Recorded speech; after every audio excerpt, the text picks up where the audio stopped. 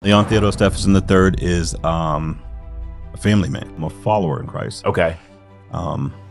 Believer, like, the enemy's a believer. Thought that was so powerful what you just said of like, the devil's a believer. Mm-hmm. He believes. He believes. So, there was a time that I tried to be the best sinner I could be, the illest sinner. Through those 3 weeks, what am I praying? God, please don't let this be canceled. Right. On Tuesday, I called everybody crying. Woke up Wednesday, called everybody back. Said, I'm good either way. Yeah. It's almost like if God were good, why would he let this happen to me? Like, I don't know if I'm going to be here at the end of the year. I don't know if I'm going to be here in 2 or 3 months. Started documenting my videos, and, I call them the big G, stands for my God, nothing bigger, nothing greater. And I call them little C. I'm not going to capitalize C. I'm not going to claim it. Hey, welcome to God's Glory and Men's Real Stories. Hey, look, whether this is your first time joining us or if you've been here from the start, I'm grateful you're here. I want you to look at this as a safe space for real stories, real conversations, stories of struggle, healing, and the hope we find in God. So no matter what your journey looks like, it matters. You matter, and your story isn't over. So before we get going, if you're watching on YouTube, go ahead and hit that thumbs up in the corner. And no matter where you're watching or listening, I want you to subscribe now so you never miss an episode. And don't keep these conversations and episodes to yourself. Listen, there's another brother, there's another sister that needs to hear this, that need to hear this. This may be a lifeline to them. So share this with somebody who needs to hear this episode today. So let's get to it. Today's guest is my and many other brothers' encourager, teacher, and big brother who's taught me what faith is in the big G, OD, God. And what that looks like when life doesn't go the way we expected. When he pushes you, when things happen and when life pushes you down and when it gives you opportunities to draw closer, those are those opportunities where you can draw closer to God, knowing that he's closer than any brother. And I love learning through his content as he learns things that I've never heard about, things that he may share with us as he's learning himself. And as you watch his story unfold, it's nothing but a blessing to see him and his wife seek God on their journey together. And I'm excited to have him come and sit with me today and give us a round for round with Christ in his corner as he joins me in welcoming our brother, Leon Theodore Stepherson III to the episode. Come on, bro. The third. What's up, Did Rob? I get it right? You got it right. You got right. the third. Yeah, in the right 3 fingers too. I love that. Yeah. Oh, yeah. I People do studied this it. to me all the time, and I'm like, no, it's here. Bottom 3. Yeah. I love that. And no affiliation.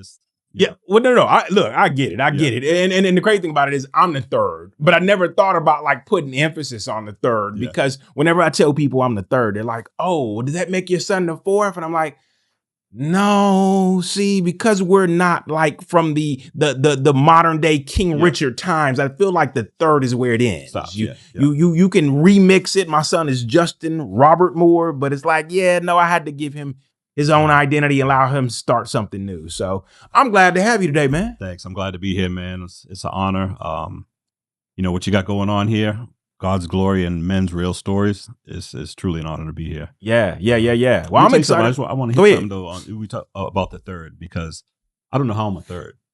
My dad, my biological father, is not a junior. His name is Leon Stepherson. Okay. His middle name is not Theodore, and his father's name was not Leon. Yep. Okay. So that in itself is a story, bro. So is it on your birth certificate? So on my birth certificate, I was born. So my biological dad was in the service. So I was born in Taipei, Taiwan, on a base. And my birth certificate says Leon Theodore Stepherson III. It says race. You know what the race says? What's that? What do you think? In Taiwan? Yeah. 1971. Oh, I have no idea. Bro, Negroid. Wow. Is it even a word? Wow, they put an oid on there. not just Negro, but Negroid. Is it even a word? Wow, I don't think that. I was just about to say, I don't know if that's defined in the regular dictionary, maybe in the urban dictionary. But so I'm Leon Theodore Stepherson III, made in Taiwan. Okay. The Negroid. Okay. All right. There it is. That's the full introduction. No. But look, it's so funny because I was actually about to say, hey, could you introduce yourself? How would you introduce yourself to those who don't know you? Like outside of me giving them your name, who is Leon Theodore Stepherson III. Man, Leon Theodore Stepherson III is a family man. He's a follower in Christ. Okay.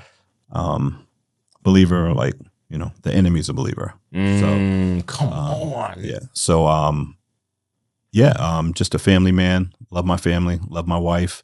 Love my niece, daughter that, you know, has lived with us for years. Mom, dad, just a family man. Yeah. I love that. And what I love most about that is that it's so funny. As men, we meet each other, and for a lot of us, our first question is, okay, so what do you do? Right. And we always want to know what you do for a living, what you do.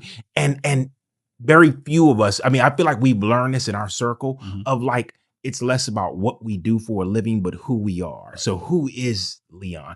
And so I love that you answered that way, because it's like so many of us are defined by what we do and less about who we are and what that looks like outside of the profession that we may do. Because I understand how what we do can become so much of who we are if we become so attached to it. And so, that's good, Yeah. man. Yeah. Well, bro, I'm excited about, like, so it's funny. I thought that was so powerful what you just said of, like, you know, the devil's a believer. He believes. He knows the word. He sits in church with us. So it's not enough to just be a believer. Right. If you choose to take up that cross, you're now following Christ. And I think that's so powerful, and that's an important I guess separation of, like, I told somebody the other day, everybody's a Christian nowadays. Everybody's a Christian. I don't know who's who now. Everybody's I see videos where guys are like, what is it? Saw social media the other day. A guy was interviewing a guy who's the head of the KKK. He's a pastor. He's a Christian. Yeah. Well, wait. Well, then what? Who? Wait. So we're in. How is? Yeah. Are we on the same page? Yeah. Right. Okay. I'm confused because you don't believe that I have the same relationship you have with God. So I think the beauty is that when you actually follow Christ, then you begin to look like Christ. And you know what Christ is like because you followed him through the Gospels. And so I think there's so much beauty in that, and that knowing you're knowing like who Christ is, and you're saying, okay, every day I choose to like be more and more like him, knowing I will never be perfect, knowing that Never. Paul kind of set the standards, letting us know what it'll look like, but it's like, but every day I'm gonna be more and more. I'm striving to be more and more like him. And so, how has that looked in your life? Has that always been how it's looked? No. Okay. Man, we could go deep. Grew up in Massachusetts, Brockton, Massachusetts. Street kid, man. Street kid. I was brought up in the church. You know, that old saying they say, my mother had a drug problem. She drugged me to church every Sunday. So I was brought up in the church, and they say, put the child in the church and he'll be back. So, there was a time that I tried to be the best sinner I could be, the illest sinner, and just was out there, chasing everything but God. Yeah. And, it wasn't until back to my wife and I have been together 20 something. So it wasn't until my 30s that, I came back to Christ. And then it's been a journey since then. Right. Okay. We talked about it the other day in our group, dying daily. It's a journey. It hasn't always looked good. But God is good. Yeah. God is good. Good. Yeah. That's so true, man. Man, listen, that's a whole word right there. It hasn't always looked good. Yeah. As though, at some point or another, somebody told us like, oh, well, yeah, walking with Christ is going to be beautiful. Yeah.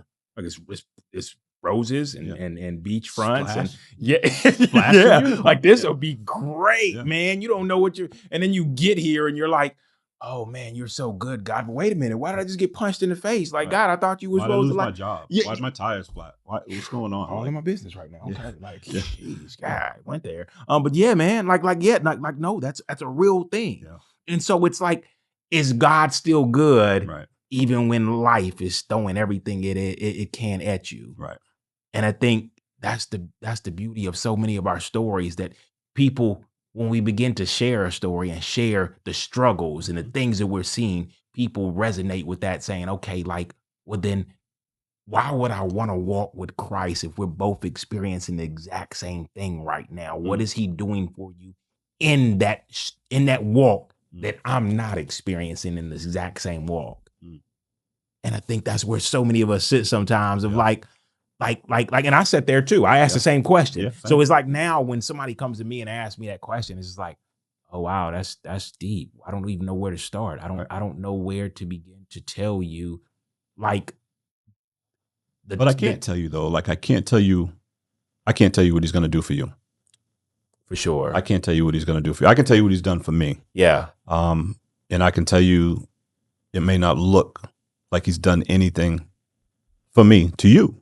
That's a good point. But point. we've kind of, I've shared my story with you, and I see him showing up in ways right now that it's just been amazing for the past. I mean, forever. We can go back and name 1,000 times when I wasn't even riding with him. And God was showing up. From prayed up blessings on blessings from my parents and my grandparents. And, that's good. Yeah. I shouldn't be here. There's a lot of us that shouldn't be here. I got friends that passed, friends that have been killed, friends that are in jail. And they're but for the grace of God. Yeah. Do you ever think about that from a standpoint of like, man, I bet you it was my grandmother praying that made me walk away? Of course I do. And the crazy, I've talked to a few people about this. Like, I've never seen a generation of my grandmother and grandfather and aunts and uncles, the older aunts and uncles, that was so ready to go. You know what I mean? Okay, what do you mean by so ready to go? So ready to go home. Oh, so ready to go home. So ready to see Jesus. Like I've never met there's few and far between now. I can't even say that I'm ready to go see him. I want to do a couple more things. Yeah, for sure. I got a couple more, people to spread some love to, but that generation of those blessings from my grandparents, my aunts, my uncles, they were ready to go, bro. Like at any given time, they were at peace with God. I just saw it last December with my mother-in-law. My wife's mother lived with us, and she passed, bro, in the house, peaceful, ready to go, ready to see Jesus. My grandmother, we brought her home from the hospital. This was, years ago. We brought her home from the hospital, had her in the house so she could, pass in the house. She couldn't talk, she couldn't walk, she couldn't sit up in the bed, and they told us, the doctors told us, you might want to leave the room every now and then because they kind of hold on to life. With people in the room. So, we left the room one night and my mother came and got me and I knew. But my grandmother was literally sitting up in the corner. And my mom walked in and saw it, and my grandmother was sitting up in the corner, and she was sitting up looking into the corner as if somebody was asking, are you ready to go? And she was like,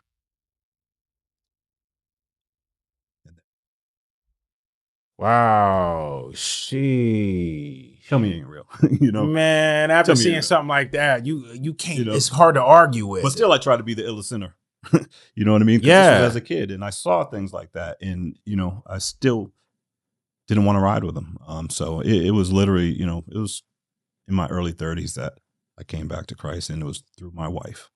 Wow, that's incredible, man. That's incredible. Like I love to see how, and I know this is a story for a lot of men of like how like it was my wife's faith that encouraged me, and in a way, even if she had to drag me to church like my mom did at one time, it was like there was something that was different than what I experienced as a child that just gripped hold of me and made me say, this is for me right now. Like this is for me. And so how does that look now as I'm like almost like shedding away everything that I've carried, I'm carrying culture on my back. And so it's like, what's next? And I think that was, you know what?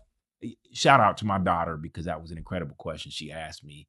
She recently gave her life to Christ. She was like, but Dad, now that I've given my life to Christ, what's next? And I thought that was the best question you could ever ask, because a lot of us, we say the prayer, we raise our hand if we're in church, we get the Bible, but then it's just like we walk off and it's like, what's next? Like discipleship, what's next? Yeah. There it is. Yeah. What's next? Who's here? Who's going to walk with me on this journey as I shed these things and say, okay, is it cool if I still do this? And Right. and I'm not here to tell you like, oh, yay or no. No. But the beauty is now you have a voice. Right. You have a Holy Spirit that's with you, that's going to like let you know in your own way. And I think that's the beautiful part of like letting a person know, hey, that voice that you may be hearing now, that walking with God now, you have now allowed his not only protection and his presence in your life, but now you've opened the opportunity for that voice to supersede the voice you've been listening to. That's good. That sounds so much like you, and it's like, oh yeah, you know what time it is? It's Yeah, Friday. come It's on, time to go. come on. Well, we've been going. It's Yeah. like, or whatever. Yeah. It's like, yeah, there's that voice now, and it's like,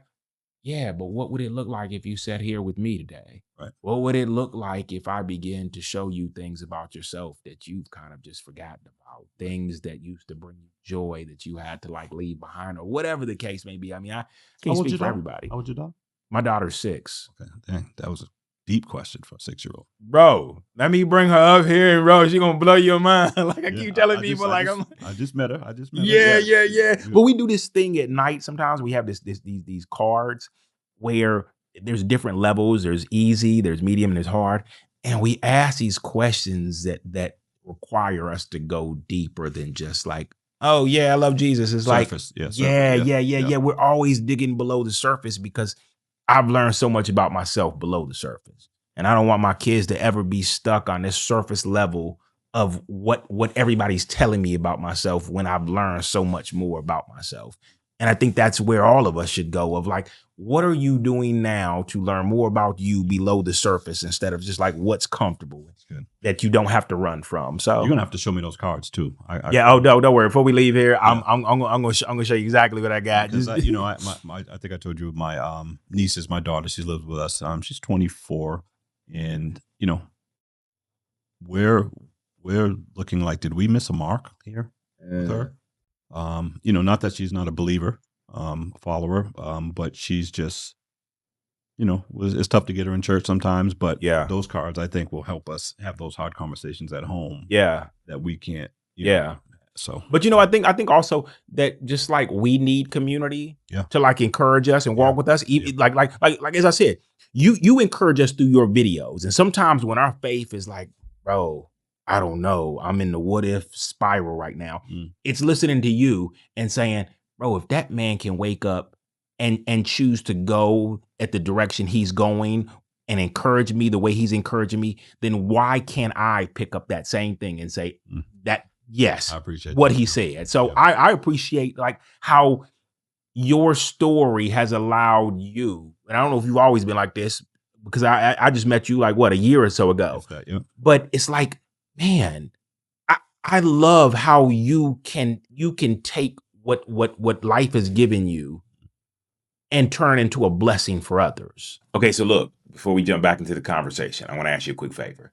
If these conversations have encouraged you, challenged you, or simply reminded you that you're not alone, would you take a second to subscribe, like, and share this episode, all right?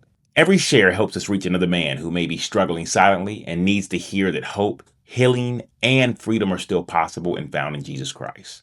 And if you'd like to stay connected with everything happening around God's glory and men's real stories, visit our website where you'll find past episodes, podcast updates, merch, and resource designed to support men on their journey towards healing, freedom, and a deeper relationship with God. Thank you for being part of this community. We don't take this support lightly. Now, let's get back to the conversation. Yeah, it's funny that you bring that up because I had a hard time with that for a while. And I'm not that social media guy. I did my videos at first. Well, I still do them. I did them for me because I don't write. I told you I was the best freestyler back when I was but I can't write for anything. So I can't write a story either, but I can, I can talk. Yeah. I can get in front of a camera and speak into a camera. So I started doing them for myself, the videos, just to kind of document how I was feeling. And let's rewind a little bit for us. Yeah. But so in the end of July, it was the end. Nope, sorry, it was beginning of July, right around my wife's birthday. I was diagnosed with cancer, rare form of cancer called cholangiocarcinoma, which is cancer of the bile duct of the liver. It's actually the same cancer that Randy Moss has. Shout out to Randy Moss. One of North Carolina. my favorite Patriot. Yeah. He threw that shot in favorite there. Patriot. But shout out to Randy. But so cholangiocarcinoma, and man, you talk about, you said earlier, punch in the face. Mm-hmm. Yeah. So I started documenting my videos, and I call them the Big G, stands for my God, nothing bigger, nothing greater, and I call them little C. I'm not going to capitalize C. I'm not going to give it. I'm not going to claim it. Yeah. Right. I'm not going to claim it. So it's the Big G, Little C Chronicles. I started doing those, and I did them to show how sometimes God doesn't show up like we ask him to show up. For sure. Like we talked about. I mean, of course, when I first heard my diagnosis, right? So I get the diagnosis from the doctor, and it could be. Yeah. It could be. In the waiting in between, the waiting in between, it could be. And then to get, my biopsy and this stuff and all these other scans in between was mentally killing me. So, that was like from my diagnosis till we actually found out that it was cancer. Mm-hmm. It was probably about 3 weeks or so.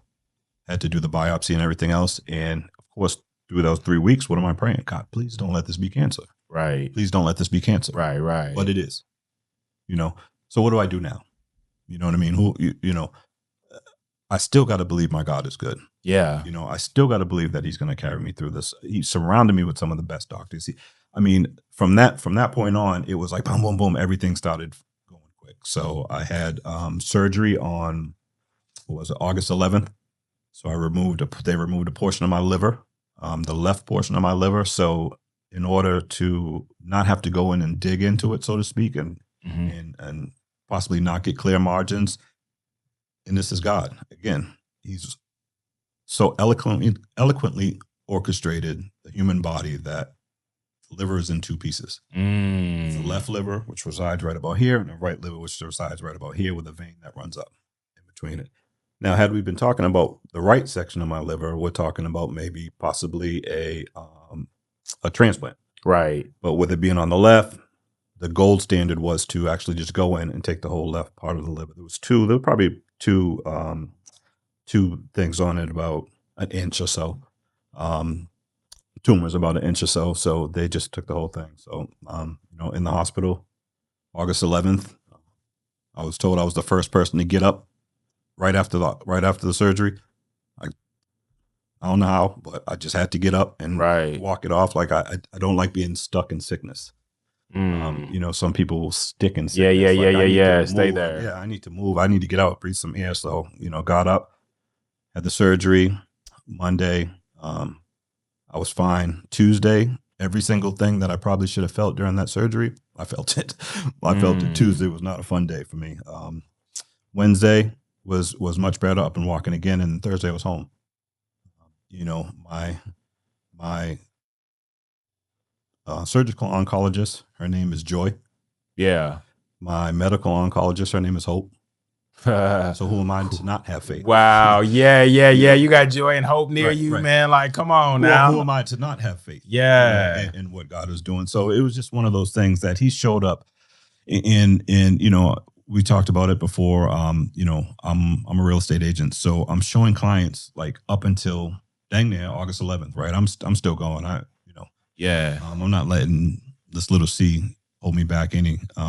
Every single client, Rob, pretty much every single client, every person that I met was either a survivor or literally just coming off their chemo meds or something. Wow. God was just showing me how good he was, and that, there's people still alive. There's people still living from this little C thing, right? I think we have this misconception at first that it's a death sentence. Right. Which instantly when I got my diagnosis on Tuesday, I called everybody crying. Yeah. Like, because for a lot of us, we've always been told that it is like it's the end of your life. Crying. And we saw it in our elders, right? Yeah. So called everybody crying, and had my little pity party Tuesday. Prayed. I woke up Wednesday, called everybody back, said I'm good. I'm good. I'm good. Either way. Yeah. which is hard. But I think it's beautiful that you experience both Yeah. because they both exist. Yeah. Like the emotional toll that exists. Right. But then also the trust, Right. it exists. And Right. I've been saying that a lot lately because we can choose to carry both things. And for a lot of us, it can be this and that, not this or that. They can coexist. Yeah. For sure. For sure. And I think that's the beauty of like realizing that Christ showed us what that looks like, even in his own life, of realizing that sometimes these things you don't just spiritually bypass it, like, oh, God's good and he's got me. Right. And it's like, yeah, but like you just got like told that, like, have you even processed that? Or are you numb to that? Right. And it's like, oh, it didn't matter what they said, but it does. Cause see, if you choose to like walk out and say, oh, they don't know what they're talking about, then now you're missing the opportunity for God to carry you through a story of like what he wants to do in your life, because you want to just if I say it, if I believe it, then it's true. Right. Yeah, but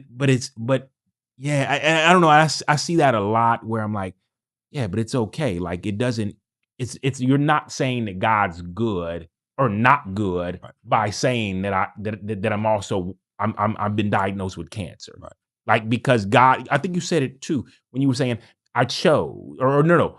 Why would I not believe that God's good? And I think that that's a choice for all of us, because there's a lot of us, we've experienced something that punched us so hard that our question is not, why would I not believe that God's good? It's almost like, if God were good, why would he let this happen to me? Right. And I meet a lot of those people too, like whether it be in comments or whatever, where it's like, if God were so good, why would he let this happen to this person, or let it happen to me? And I think that's almost like it's a process. It's a processing that's happening that's unfinished. Of like, no. Like keep going deeper. Like I believe where you're sitting right now is you've just chosen to like detach from God and say, I don't believe God can do anything with this. Like, because if he could, he wouldn't even have let it happen. Right. But I believe, and I know that based on stories I've seen in my life and others' lives, of like what God's doing through our stories, sometimes we have become the recipient of something that he knew we could steward to show others like how good he is, no matter what was said or what was diagnosed or what the outcome or what the what they told you about what you were walking into. God's like, no. See, I'm gonna walk with you through this, and it's my will. And so, yeah, man. It's funny you should say that, because and I won't mention any names, but our guy that prayed last night, with the product of grace. But, yeah. I know his name, but I would. Yeah. He said to me, I think it was the last, it might have been 2 men's groups ago. He said to me, he said, I'm going to jam it up, but he said, man, he said, keep doing what you're doing. He said, kind of similar to what you were saying, that God has downloaded this into you to be a steward, to show other people his goodness. And if it's just one, Rob, what I mean? There it is. 100%. If it's just one, so 100%. So I said, when I called everybody back, I told them, I said, I'm good either way. And when I meant either way was, I'm good if I'm here. Yeah. And I'm good if I'm gone. Yeah.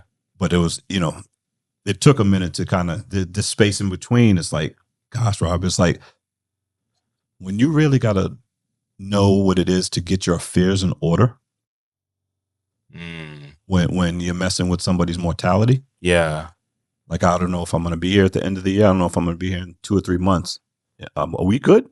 Yeah. For sure. Does my wife even know my business code so she can get these bills paid, or even get in it? Does she even know any of the codes? Because, I typically do all the bills. Right. Do I have to sign this NDA? Yeah, I guess all of that stuff would cross your mind, and it's like, I don't know where to start first. Yeah, I said NDA. I meant what is it? The trust or the trust, and that too, and also can't remember what it's called, but I know exactly what you're talking about right now. DNR, do not resuscitate. Okay. And, Yeah. I had to do a whole healthcare proxy to allow my wife to, because if you don't sign that, then your next to Ken, which would be my mother, would be able to make He decisions. called and make the decision for you. Yeah. My wife, I've told my wife what I need. Yeah. So, not that I wouldn't have Right. that my mother and my wife don't agree, but you and your wife are one. Yeah. And so if you're making a decision, you make a decision as one. Yeah. No, I get it. So doing that, doing DNR and healthcare proxy and like literally getting your affairs in order in this much time. This much time, because I'm going to surgery August 11th. I don't know if I'm going to come out of surgery. Right. I don't know. And I'm thinking the worst. They said, when doing the liver, it's like one of the bloodiest organs in the body. So I'm bleeding out. Oh, wow. Yeah. On the table. Listen. And, I done said my goodbyes and, And the what ifs, like I say, the what ifs sometimes have a way of like what ifing you to death. Come on. Yeah. Like the moments in between, right? It's and again, we can both go back and just share stories of God's goodness of when we were questioning that what if. Mm-hmm. What if it isn't? Yeah. What if you don't? Like, what if you do? What if it is? Like, so the what ifs will kill you. So yeah, had me, it was just, and I'm still kind of in this funky headspace, so to speak, where I don't know, feel like little C, we'll call it what it is, cancer. It's like this fraternity that I didn't pledge to get into. This is a giant fraternity of millions of people that I never pledged to get in. I didn't want to be in it. You didn't want to be in it. Yeah. I didn't want to be in it. We go up to Duke to see my medical oncologist, and Duke was, what these young kids say, intimidating AF. Right. So it's huge. It's like a college campus. Man, it's I'm on the elevator with this girl, and she's like 13 and bald head, and I'm like, I'm feeling her now. Yeah. You know what I mean? Yeah. Like I'm here with we're in the frat, Yeah. What step we about to do? Right, yeah. Right. We had a little, I don't know. But yeah, so it's been different. It's been different for a few months now. But God has definitely showed up for us. My family surrounded me with the quickness. So I've got just this shout out to Crystal, Coral, Vanessa, Chanel, Larry, Adrian, Brennan, all my family. Like when I told them, they were there. Within like the next week, came, surrounded your boy with love. Love that. And that's, when you ask me who I am, that's who I am. Yeah. I'm the big brother of our family to everybody. Like I'm the oldest. We've got our elders, so all of our elders are passed now. Our grandparents and stuff. But now it's just our parents are here, and then we're next. Right. I'm 54. I'm 54. I'm like, I'm the eldest of the bunch. So, big brother to all of them, and they just surrounded me with love, man, and care and prayers, and it was just amazing. Yeah, no, I think that's super cool, and even to like tie back to what you were talking about earlier, because I know a lot of people have heard you kind of say, in our group, I love how a group of men some who knew you, some who didn't know you, surrounded you in prayer and begin to connect with you, to encourage you in a season, begin to pour back into you, because I know we all need that. Yeah. And it's crazy because we all came to this place because we heard that men were talking here, and we heard that men were being vulnerable and honest and not knowing what to expect, but we all showed up and found brothers there, brothers that we walked away with with numbers in our phone, to where we could connect with brothers, where we could grow with brothers, where we could end up on their podcast. Yeah, there it is. Yeah. I mean, like, just begin to in a way collaborate on what we're all doing. Yeah. Knowing that, like, okay, well, yeah, I do this for a living, and it just so happens tonight there's guys here that are like looking for that. Right. Yo, that's crazy. We all sit in a group, we talking. Yeah, I've been looking for a home. Bro, that's crazy. Look, let's make it happen tonight. So I think the beauty of that is God is bringing us into community, not just to see what we can do for each other, but to encourage, pour into each other, and spiritually stand with each other to build up each other's faith. Because as we sit there and we dialogue about things, where we have people come and speak, in a way, it makes us almost reflect on what they're saying and look at our own lives through the filter of what they're sharing, to where it's like, man, I might have thought I was the only person that was dealing with this and going through this. These guys wouldn't understand until I realized over there across the room just said exactly like, what in the world? Like, it was like last night when the dude said, I want to make it to 50. I knew something, you know what I mean? I'm like, so he's dealing with something big.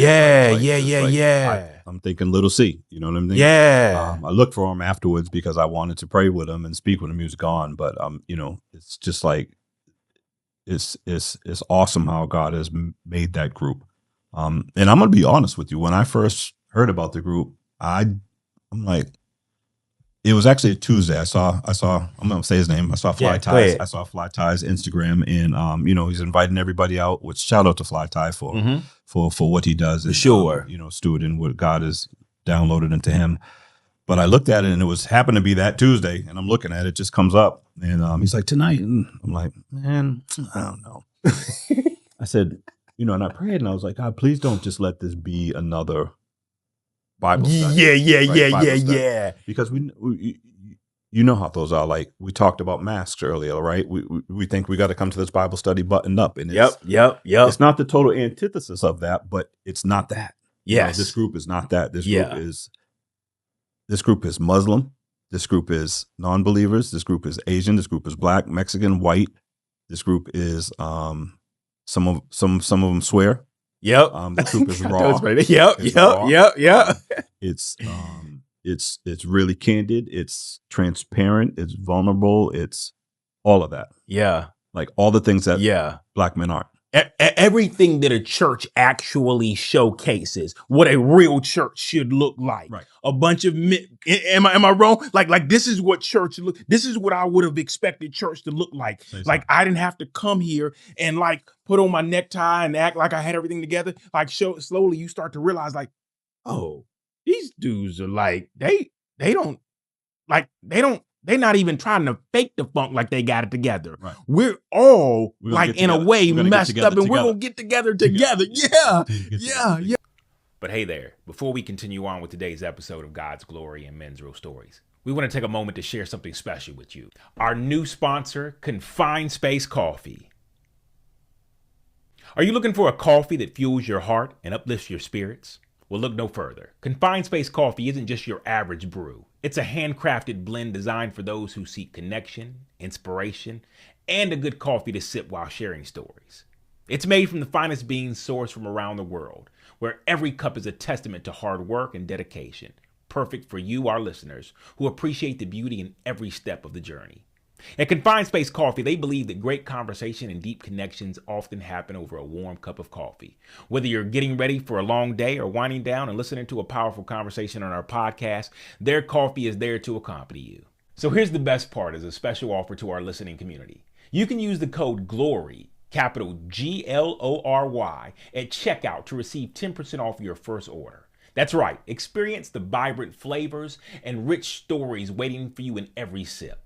So why not brew some Confined Space Coffee today? Gather around the table, share your own stories, and let the warmth of great coffee bring you closer to those you love. Remember, brewing coffee is an art, and at Confined Space Coffee, they're dedicated to making every cup a masterpiece, while bringing attention to the dark, confined spaces we find ourselves in that bring us closer to God. Now, let's get back to today's episode. Remember, whether it's sharing God's glory or exploring men's real stories, great coffee makes everything better. Thanks again for tuning in. Yeah. And I think that's what and just like your story, saw it on a Tuesday night, and I was like, maybe I'll go and check this out. Mm-hmm. Like not knowing what to expect. Mm-hmm. Worried that this might be like the standard vacation Bible study. Mm-hmm. You know, hey look, brother Rob. Yeah. Blessed and highly favored, brother. Good to see you. All right now, yeah. And it's like, no, it was nothing like that. We dapping up. It was just, First of all, the icebreaker, right? Okay. Yeah. You know, he does, Fly does this thing where he makes two people meet and introduce himself, tell one. I think it's two truths and a lie. Yeah. And then he says, create a handshake. And then, you know, get up there and they do the 2 truths and a lie and everybody has a blast. But then they do the hand. The first time I went, he said, turn back to back. Yep. And then he said, walk away from each other and come back like you guys just saw each other after 10 years and you still know your handshake. And cats was like, pow, pow, pow. Yeah. And it was just like, man, that's right there. Like, that was it. Yeah. You realize like, oh, this ain't like the church I was in Bible study. This is like the bro cave that we all need. Yeah. And it's right in Uptown Charlotte where we could all get there. I know we going on and on about this, but like, it's crazy. I remember the first time we went, guys were standing around out in the parking lot and you could just tell we didn't want to leave because we had never seen, and I'm talking about, this might've been the very first one and we didn't want to leave. And we was just like, yo, when we gonna meet up again? Like, y'all felt this connection. Yeah. You was already feeling like, bro, I don't want to leave. Like, this is too good to be true. And every time you see those brothers, it's like, man, bro, it's like family reunion every month. It's like it's meeting back. Too. Yeah. It is. So no, and that's how we met. And I think it's bridged an opportunity for all of us to learn from each other. As I said, if I hadn't met you and then begin to follow you on social media, I wouldn't have been able to walk into some of the seasons that I'm going through now and realize that, like, if my brother can choose peace, if he can choose joy today, then why can't I? Like, and when I say choose, like, I recognize that, like, people always say, well, I'm trying to make sure people don't steal my joy. And it's like, yeah, but no, they don't have to steal it if you'll hand it over. Right. Your joy. 100%, right. Your joy. And so it's like, if you'll give it off, then it's less about them stealing it, but it's about the fact that you get to choose it. And you get to choose it right after they say that crazy thing to you. Right. You get to choose it again. You get to choose it after that person does that thing and they blow at you and they cut you off. You get to choose it again. You get to choose it every time there's an opportunity for you to say, you know what? I'm not giving up what's rightfully mine. And so I think that's what I'm so encouraged by with a lot of you guys, of like, yo, if he can choose joy today, why can't I? Bet I'm already bothered and irritated by what's happened this morning, but right now going forward, I'm going to choose joy, and God willing, I'm going to choose it tomorrow. But in this moment, I get to choose joy because for so long I've just let people walk away with it. Oh, you pissed me off. Great. Take my joy. Take my peace. Like, no, I'm choosing that today, bro. And you can't take it no matter what you do because it's a choice. So that's mine. Yep. Yeah. And I think that's beautiful. So I'd love to talk about this, man, because I love this. And we're not going to name drop too much, but you and your wife went to Atlanta for a prayer rally. And it's crazy. I get to live through what other people experience because I couldn't make that trip. but like, just watching the videos and seeing what did that moment in your story at that time when you were, because I remember you dealt with a lot to get to Atlanta the weekend. Yeah, I wasn't supposed to be there. Yeah. Matter of fact, you got in a wreck. Yep. The day before. Yep. The day before was my wife and I anniversary, and Yep. Coming from a client's house, and a deer hit me. Bow.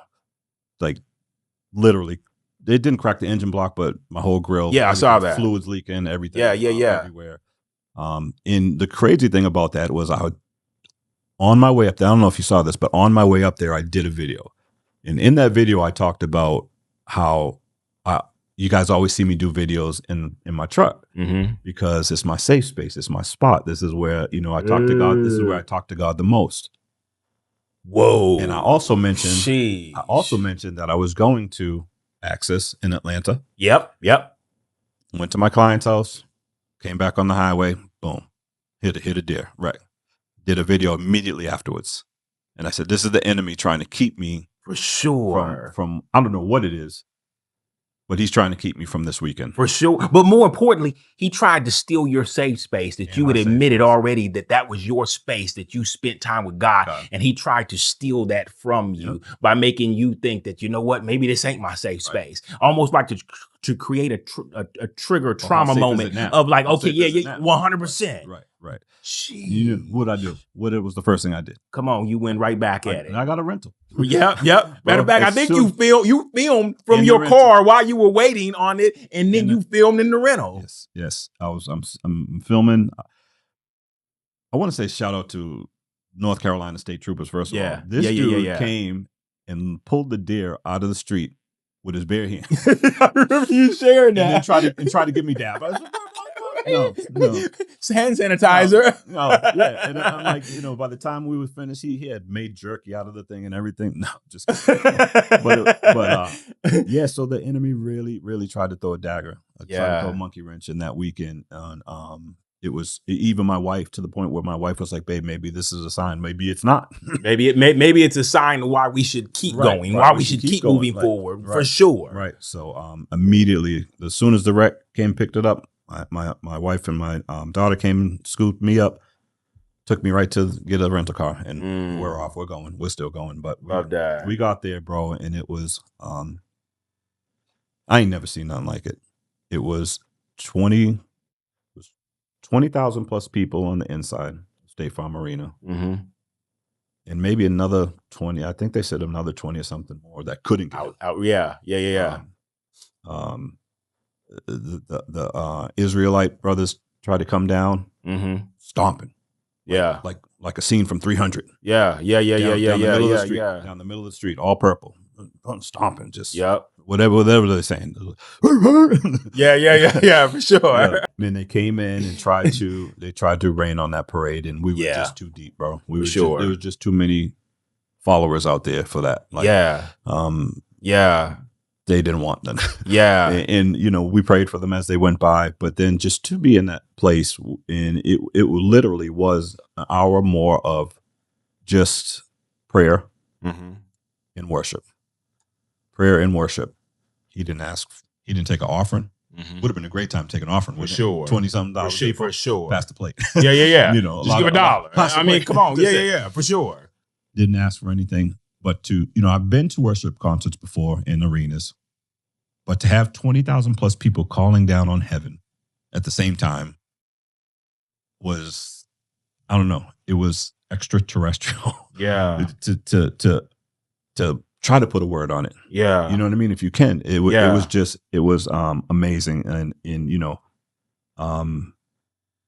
it probably felt like 3 minutes. How did that, cause I'm just curious, what did it feel like to drive home after experiencing that? And what did that begin to, if nothing else, speak to you in your life when it comes to experiencing such a powerful move of God amongst others, and like maybe a corporate setting, as some may call it, but in a setting where everybody's crying out to God in their own voice, in their own language, not necessarily looking for something, but wanting His presence. Yeah, it was coming home. We were high. High. That's fair.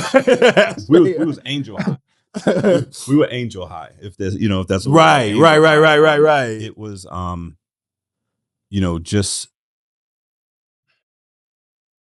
I can't even really put it into words. It was just, it was a lot. It was draining spiritually too. Yeah. Fair. And to, so now I'm like, man, I just prayed for an hour and I can't even pray for 15 minutes sometimes at home. Sheesh, come on. That is so true. And that hour didn't feel like an hour. That hour went by. I mean, bro, you're standing there and just hearing it. To me, it was like, I don't know if this is even good to say. It was like the reverse of heaven, right? Oh, wow. We're gonna be crying a different tear. Yeah. We're gonna be crying a different tear, and that's what it was like. It was like, we're crying now, God, but it's gonna be a different cry when we get there, for sure. So, it's changed us. And shout out to that Axis. It was. That's incredible. Yeah. That's so incredible. And I know the videos couldn't do it just, but just like watching the worship, I remember putting it on repeat on my phone, and it was funny because I wanted to like screenshot it, capture it, so I could almost like make it a song on my phone just to kind of like experience what you guys experienced. But I think one of the most impactful things I saw I would love to know this kid's story, but I saw a young man crying and praising, and he was maybe about my middle daughter's age, maybe about 13, maybe 10 or 13, between 10 and 13. And I was just like, what is it like to be that age, to experience God so strongly that it brings emotions out. It brings you to like a place where you fall at his feet. Yeah. And not growing up, not following Christ myself. I It's wasn't. like I wasn't at that. I wasn't yeah, falling at his feet like yeah, that. yeah, yeah, for sure. It's like not so much what did I miss, but in the time and where I'm at with Christ now. Where would I be? Yeah. Yeah. So, I had a aisle. I'm a big guy, so I had the aisle seat, and I don't even know if it might be even the same kid that you're talking about. This kid was probably 13, 14 years old, young black kid. Literally just fell to the ground and just was like crying on his knees. So, I offered him. I wanted to make sure he was all right first, so I Yeah. offered him some water. I offered him some candy. He's like, "No, I'm fasting." Wow. Come on. 14 Come years on. old, fasting. said, okay. Sheesh. It made me think like, Change a whole perspective Yeah. of like, wait a minute, what am I? where would we be if I was fasting at 14, 13 years old? Yeah. Spiritually. Yeah, Not that yeah, things- yeah, not yeah, that yeah. Things would change. Right. Because they say if you change one thing, it changes Everything. Yeah. So But I mean, like, I think even like, and I love that Philip Anthony Mitchell said this one time. He was like, we're not, it's not an optional thing to fast. Right. We're called to fast. Right. And when I love how in the scriptures sometimes, or not sometimes, I love in the scriptures how like John the Baptist's disciples came to Jesus and was like, well, why don't your disciples fast? And he was like, well, why would they fast while I'm here with them? Right. Like know that the fasting is in remembrance. It's Right. in see. And so I think that for a lot of us as believers, and it's funny because my realtor is who put me on to fasting. And he said, that is the one thing that a lot of people overlook, to say, hey, look, I'm going to forego food to seek God's presence in those times where I spend so much time stuffing my face and feeling myself and not filling myself with him. And I was like, wow, I'm literally in the middle of a fast right now. Wow. 6-day consecration with 2819 of Philip Anthony Mitchell. Love that. Come on. Starving.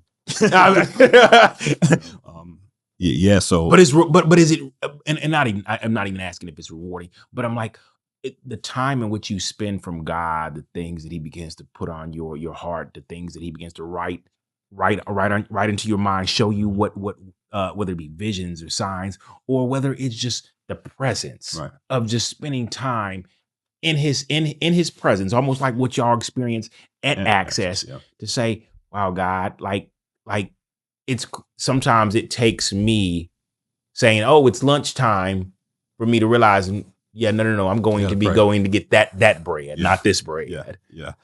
Yeah. That's and I'm still struggling with the prayer. For sure. Still struggling with the prayer. That's fair. The fast though is just it will bring you closer, deeper. But it's not for everybody, right? Yeah. Philip Anthony Mitchell said it last week. He said, no eating is gangster. like if you hey, wait a minute. I just thought about that. I remember the first time he did a what is it, a corporate fast. I think he said something about like, I'm going, what did he say? It was like, I'm going 6 days no food. I was like, that's gangster. Wait a minute, brother. Like, wait a minute. Is that medically safe? But you're right. That is. There's different things. Like, so me I'm on these chemo meds now, so I can't not eat. Right. So what we've done a sundown to, a sun up to sundown. Yeah. Liquid. I have one yogurt in the morning because I have to take my chemo meds on a full stomach, and then I'll have like a protein shake or soup. And then we do a meal after sunset.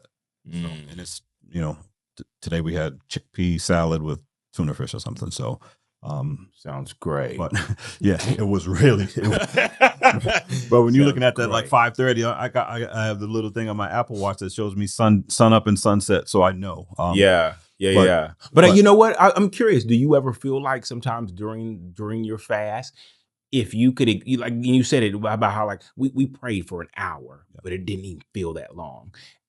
I believe that in a way when we seek God, it's not even like the time goes by to where it's like, oh wow. Yeah, I don't feel hungry. Yeah. I feel thirsty. Okay. If you you know, double entendre thirsty. You know, yeah. Thirsty for you know, the word, and thirsty for something to drink. Yeah. Living water and living water. Yeah, I love that. I love that. Water and water. But I'm gonna be honest, this is the first time that I've stuck through a fast, even, and we're only 3 days in. 3 days of 6 days, and Sunday. So we're only 3 days in, but it's the first time that I've stuck with it. Yeah. And it's different. I love that. Well, look, I'm excited for what God's going to do during this time where you're sacrificing what for a lot of us is so important, right, to substance, to say, God, I want to lay this down to experience you in a whole new way. And I think about that every year of like when we go into that beginning of the year fast of like, God, I'm not doing this so I can complain the whole time or and that's what the Bible tells us. The Bible tells us that don't complain about it. Yeah, for sure. I shouldn't even be telling y'all that, Well, but I think there's something to this, and that like for a lot of men, if my realtor hadn't told me about how important the fast was to my spiritual walk, then it just I won't even consider it. And so I think this is a great conversation, even in amongst our stories of like how seeking God looks different in different seasons and how important it is to fast, whether it be once a year or different times of the year, to say, okay, I am looking for God to show up. I am seeking God in certain areas of my life. And I want to take that to a whole new level of like, I want to move into a fast where I seek God every time my stomach says it's time to eat. I want to say, yes, I'm going to go to the bread of life now. I want to experience God. I want to hear from God. I want to quiet everything. I want to quiet my stomach, quiet the noises in my head and everything that's going on. And say, God, I want to experience you in a whole new way right now. And so I guess that's my story. And I recognize that if I don't ever share that the way my realtor shared that, right, then there's some men that are just 100%. So no, I like how he correlates it into the beginning of the year too. And he talked about, and I talked about some things that we do backwards, right? Yeah. We do our vision board, right? Oh, come on. We do our vision board. Let's talk about it. And we cut pretty pictures of islands and a car and houses and sandy beaches, and then we say, God, can you help me get this? Yeah. We pray to him for this. Yeah. Rather than seeking him first. Yes. To God, what do you need me to do this year? Yeah. What do you need me to do in 2026? Yeah. What do you need me to resolute? Like what do you need me to where are you leading me this year? Yeah. And I thought that was it because I talked about it like we do vision boards every year for the past few years, and like November, December, me, my wife, my daughter sitting at the table cutting out pictures and make our board, and we go up and kind of present it. Yep. And then, typically around January or so, we kind of recap it and go through it and, what happened, what didn't happen. Yeah. And he just put it in perspective this year. Like I'm doing it. I put it in perspective for me. Yeah. I'm doing it backwards. Yeah. Right? Yeah. I'm making this vision board first and then asking God, help me get this. Yeah, for sure. See all them things that they help me get this, God. Yeah. Instead of God, draw this for me. Yes. Matter of fact, okay, so look, I'm so glad you brought that up because after I heard you talk about that online, it's almost like I begin to reflect and process on what you were saying. And I had this moment where I saw this picture in my head. I'm not a painter, so I can't paint it. But I saw this picture in my head where I imagine, how sometimes couples like to do this painting date where they sit across from each other and they paint each other. And I said, imagine me sitting across from God and I have this vision board where I'm putting these things on it. And I'm like, oh yeah. And God's doing the same thing for me as well on the other side. He's putting together a vision. Yes. And I'm sitting there And I'm putting all these things in. It's like, okay, you ready to show me? Okay, cool. So I turn around, I show him, and I'm like, wait, what do you see? Wait a minute, guy. Why did you wait? It don't look nothing like it don't look nothing like my match. board. Like it don't match. Like I got this car and I got this house and I got this, and you don't have none of that stuff. Like you got the same car. Matter of fact, what is that? That ain't even that's beneath me, God. Matter of fact, dig even deeper. There's nothing on his. If I show you now, you won't see me in all the glory when all this happens. Come on. He turns his around and it's just like empty. Wait, God, this don't look like that. Come on. Sheesh. Yeah, and you know, I think the beauty of that is that, like you said, we unpacked this last night at the men's talk of like our vision is supposed to come through God being in us and his desires, not our desire. Because you know, we were talking about the scripture of how like if we ask God for desires, then he'll give us desires of our heart. But the part that we miss, and I love that they talked about the one before, right? Yes. Of like your desires are rooted in spending time with God. Okay. So it's not even your desires anymore. He's transformed your heart so much in time you spent with him that now his desires are your desires. Yes. Yeah. So when you say, God, I want this, he's like, yeah, no, I want that for you. I had that waiting for you. I was just waiting. I was just ready for you to come to it. That's what he said. Yeah, for sure. Yeah. So no, man, I and you know what? That's why, once again, goes back to that's why I love the fact of like, I love being in community with brothers who make you think, who make you say, wow, sheesh, I never even thought. Yeah, well, you know what? But you know what, though? I can't take credit for it because the truth of the matter is nothing's new under the sun. A lot of what people you hear from me has been what somebody else has planted in me. They put a seed in me, and I begin to think on that like, wow. Oh man, I never saw it that way. So nothing I've ever said is new. It's come from so many different people. I look 100%. Everybody. 100%. So I think that's the beauty of being in community, because whether it be a community where we can sit across the table, or even the community we build on social media of people that we're like, wow, I want to hear him. I'm changing my whole algorithm to want to hear more voices like his, hear more voices like his, so that every time I swipe, there's a new seed being planted. I'm walking with people that I'll never probably meet, but man, they're putting something new in me. They're so that social media could take you, bro. Take you places, bro. Rabbit holes, bro. Yeah. Listen, listen.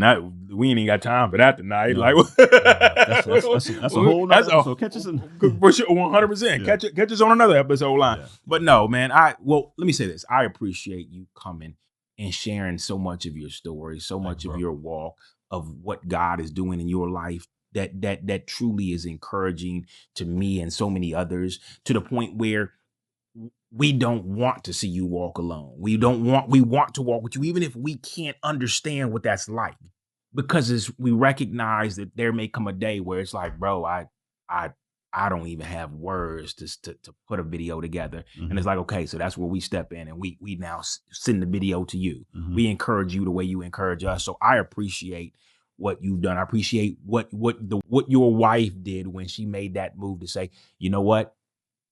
I have a vision of the man that God gave me, and how he's going to lead our family, lead our home. And even though he may not see that vision right now, he's working that vision out in his heart. And it may start with me saying, hey, look, I'm going here. Bro, you want to come? Bro, stay out my business. I'm sorry. I don't know where that just came from, but it's just like, it was like, here it is. It just came out. That's how it happened. It was, it was her. So we were in a relationship, and we were living together. We weren't married yet. And she came to know Christ through my mom. My mom brought her to this little church in Mashpee, Massachusetts. Shout out to the little church in Mashpee. Reverend Miguel, and it was literally a house, bro. Maybe Book of Acts type church. Maybe maybe 10 people all together. Sometimes 4, sometimes 3, and a little radio, press play, and worship music. And that's how my wife came to know Christ. There was a point in time where her father and mother had moved down to Boynton Beach, Florida. Didn't know it at the time, but I think he knew that he was passing. So my wife went down there to kind of, usher him out. Yeah. And her big thing when she was down there or when she was leaving, she was like, babe, how am I going to tell my parents that, I'm Christian now? How am I going to tell my parents I'm Christian? Oh, wow. Because they're Catholic. Right. So she gets down there. Her brother shows up. Her brother goes into his bag, pulls out a book, Christian book, pulls out a Bible. And my wife was like, what's going on? And he was like, a few of his colleagues at work led him to Christ at the same time. Come on. So they go down, not knowing that this was happening here and this was happening here with his coworkers and my mom. They go down, and now they double team, so to speak, his dad and mom, and led them to Christ right before his dad passed. Right before their dad passed. So all that to say, so I go down there. I visit them before the dad passed. Saw this church down there, and we visited it, loved it. It was kind of like Blakeney. Yeah. Small campus held in a school, and just loved it. So I told my wife, I said, if you can find us something like this when we get back home, then I'll go. Father passes, we lay him to rest. She comes back home, her and her mom and brother-in-law. They took like a little journey coming back home, stopped here through North Carolina. That's how we got here. The ultimatum, another ultimatum. We'll talk about that. But so she comes home, and her and her mom just went and tried on a few churches for a couple of weeks. And literally there's a church, we're living in Falmouth, Massachusetts, and on the Cape, and there's a church probably not even a quarter of a mile diagonal to our house. And she went to everyone around but that one. And then goes to that church one weekend with her mom, and she comes back home. The biggest Cheshire grin. She was just smiling at her. I said, what? I said, you found us a church, right? And she said, yes. And then from then on, just, started going to church with her. We got baptized. Shout out to Cape Cod Church. We got baptized by our pastor down there, Pastor Ben. He counseled us and married counseled us, baptized us. And yeah, it was that wife. Wow. So I gotta reiterate. I gotta go back, because I said my wife has saved my life 3 times physically. It's 4 times. Wow, come on. Now that I'm thinking back at it and talking about the most important one, right? Yeah, right? Yeah. I don't know if she saves my life that time. Do I have the faith that I have now? Yeah. You know what I mean? Well, you know what? I think and not to say she didn't save your life. Her and God. Right. Oh, no. But I think that God wants to use all of us the same way your wife was open and said, I'm a vessel to get him there. In a way to say, like who else can I bring? My wife brought me. Who else can I bring now? Just one. Let's grab one and come. Yeah. Come on. Yep. Come on. And that, you were just talking about earlier when your daughter said, "What's next?" Yeah. That's missing from a lot of churches. Yeah. Like the discipleship. Like what is next? Yeah. What is next? Once I leave here, like we talked about, I got a flat tire. This ain't what I signed up for. Right. So where is that discipleship? So yeah. And we're called, all of us, every last one of us. Of men. That's why we sit together. That's why we gather together, and that's why we don't just wait till once a month to get. A lot of us are meeting outside of that. A lot of us are getting together on the side, because discipleship doesn't always look like a Bible study. Sometimes discipleship looks like, hey, look, you want to go watch the game? Hey, what's your family doing this weekend? Let's all get together and let's go here. Discipleship is doing life with each other, and I like to say that because a lot of people think discipleship looks like, oh, I got to put on the khakis and a polo and grab a Bible. Scripture. Yeah. No, it's doing life together. And it's right. And the beauty of it is sometimes it's like we'll think the same. We'll be somewhere together. I'll be like, I'm struggling, man. Okay, well, come on, let's come over here to the side. Like, what's going on? Like, yeah, man, I can't get it together at home, man. Like, I can't get it right. That's what discipleship's all about. Well, guess what, bro? You're not alone in that, because that's how my home looks. That's how it's been looking. I think last night we heard it. Like, bro, I was just where you were at. Right. Then we got to walk together. And it was his first time. Right. Time. And his wife sent him the Instagram. Yes. His wife sent him the Instagram and said, babe, you should check this out. Yeah. Man, listen. It's such an intricate what God does such an sometimes intricate is just, webby yeah, man. It's incredible. Yeah, man. Well, bro, this has been incredible as always, man. appreciate I wish I could do this more with a lot of the brothers, that even if it's not on this podcast, because I feel like we know each other, Mhm. but there's so much that we don't know about each Right, other. right. There's so many parts of like, oh wow, I didn't even know that about you, bro. And God doesn't always reveal it like he kind of and like I said, we I could have been here for 14 hours. 100%. And I could have, yeah. For sure. 100%. But you don't know somebody till you know somebody. There it is. But I'm blessed to know you, and we're gonna do this more often. Yeah. Even outside of here. Yeah. Well, before we get out of here, let people know how they can connect with you. I mean, and I know it's not always about business, but I think that it's bigger than just business. I think it's also an opportunity for you to be a light in somebody's life, whether they're looking for a home or they just need to talk to somebody while they walk through a home. I think that for a lot of us, we reach out to people that it's like, I feel drawn to that guy because God put something in him through his story, through what he's going through, that says, I just need to pick his brain. I need his faith. I want to walk with him. So if you don't mind, how can people find you, connect with you, whatever the case may be? You can check me out on Facebook, Leon Theodore Stepherson III. Stepherson, Stepherson. ERSON. Yes, no N. Right. STEPHERSON. And gosh, what's crazy? I don't even know my Instagram. I think it's Leon Stepherson Realtor. Yeah. But yeah, they'll find you. The beauty of it is that people have a way of finding people when through social media. And when you want to find a person, sometimes you don't even got to look for them; they just pop up, because this AI world that we live in now has a way of like reading your mind already before you get there. So Google me. Come on, no, don't.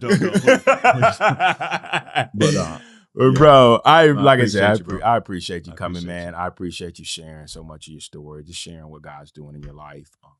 And thank you for gifting that to our audience today. Our audience, knowing that. And our conversation all started over that shirt. It did. All started over that shirt. Yeah. I love that shirt. Well, before we get out of here, what did that shirt mean to you? What did be the man you needed when you were younger speak to you? And maybe I just started a whole nother episode. Bro, you did. Okay. You did. I'm gonna try to lump some of it up. Okay. I had the man that I knew I needed when I was younger, and I treated him indifferently. He was my stepfather. He stepped in to be my father when I was 2 years old. And I did everything in my possibility to not make him my real pops. Called him by his first name for years. Always had hopes of my biological dad showing up. Times I told him, you ain't my father. You ain't my real father. You ain't my real father. So for me, I had the man I needed when I was growing up. I just didn't acknowledge it.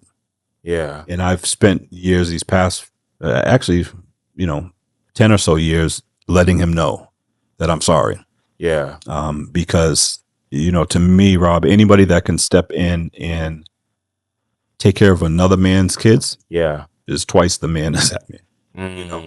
Come on. So he did at 2 years old. Just been a constant in my life. It's been that rock in my life, in our family. He's who I admire and who I try to mold my relationship with my wife around. I see the love that he has for my mother. Yeah. At times when she can be difficult. Right. At times when sorry, Mom. Love it. But yeah. It's funny because I was thinking about that on the way here. I just was thinking about that. I'm like, I had that man.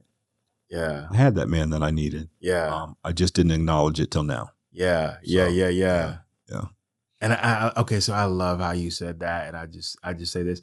I think it's so funny that like a lot of times we're trying to be the man that's not there, and we miss that God puts the man that is there right there, so that we can mimic and be that man for ourselves later, be that man in somebody else's life later. And so I love how just the statement in itself can literally grow legs and speak to any and everybody because it's calling all of us to still be that man. Be that man. And so, yeah, so to answer your question, I'm trying. Right? That's my answer. Like, I'm trying. I'm trying to be the man that I had when I was young. I'm trying to be like my stepfather. Yeah. And you know. Wow. Yeah. Shout out to him, man. There's no, I don't think there's any greater salute or acknowledgement than a man who can say that, like, I want to be more like you. And prayerfully, he was probably, if he were here to answer, he'd say, well, then that means you want to be more like Christ, because that's who I was following. And I think that's what I always want to tell my son, of like, Dad, I want to be like you. Well, then that means you want to be like Christ, because I live my life more every day trying to be more like him. And so you don't have to try to be like me. Yeah, just be more like him, and you'll surpass me. You'll fall short of him, but you'll surpass me. For sure. For sure. For sure. Yeah, that's dope. Yeah. Bro. Love, man. Love you, bro. Love you too, bro. Yes, sir. This is man, that was a way to end it. I don't got nothing else, y'all. I love you guys. Thank y'all for joining us today. We'll catch you on the next episode. Love you all. Hey, and that wraps up another episode of God's Glory and Men's Real Stories. I'm Justin Moore. If today's conversation meant something to you, make sure you subscribe, leave a review, or share with someone who needs it. You can find past episodes, connect with us, and check out our merch at godsgloryandmensrealstories.com. Thanks to our sponsors for making this possible. Until next time, let's keep giving God the glory in every part of our story.